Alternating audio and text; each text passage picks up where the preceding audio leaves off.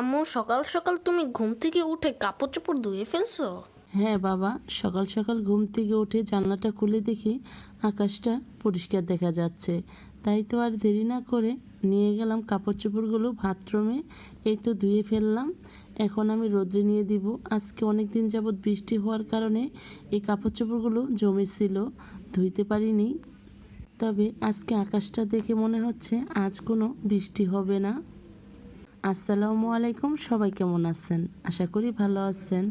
তো যাই হোক, সবাইকে জানাই শুভ সকালের শুভেচ্ছা।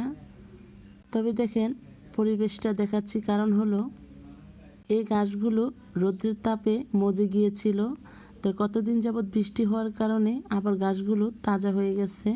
তাই আমাদের কাজও বেড়ে গিয়েছে। আমরা সবাই মিলে গাছগুলো আবার পরিষ্কার করে নিতে হবে, কারণ যেহেতু এখানে আমরা সবাই মিলেমিশে একসাথে কাপড় চোপড় রৌদ্রে দেই।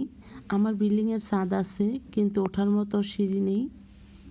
তাই তো আমার এখানে কাপড় চোপড় রোদ দিতে হয়।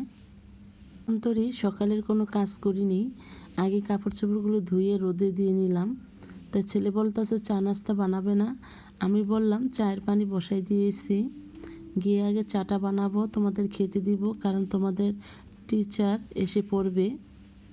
আমাদের মেয়েদের সংসারে একের পর এক কাজ সিরিয়াল মতো এসে পড়ে, তাই না? তাই যাই হোক, কাপড়গুলো রোদে দিয়ে এসে চাটা বানিয়ে ছেলেদের নিয়ে খেতে বসেছি। তাই খাওয়া শেষ করে বাকি কাজগুলো সেরে নিব। সবাই ভালো থাকবেন, সুস্থ থাকবেন। ভিডিওটা এই পর্যন্তই। আল্লাহ হাফিজ।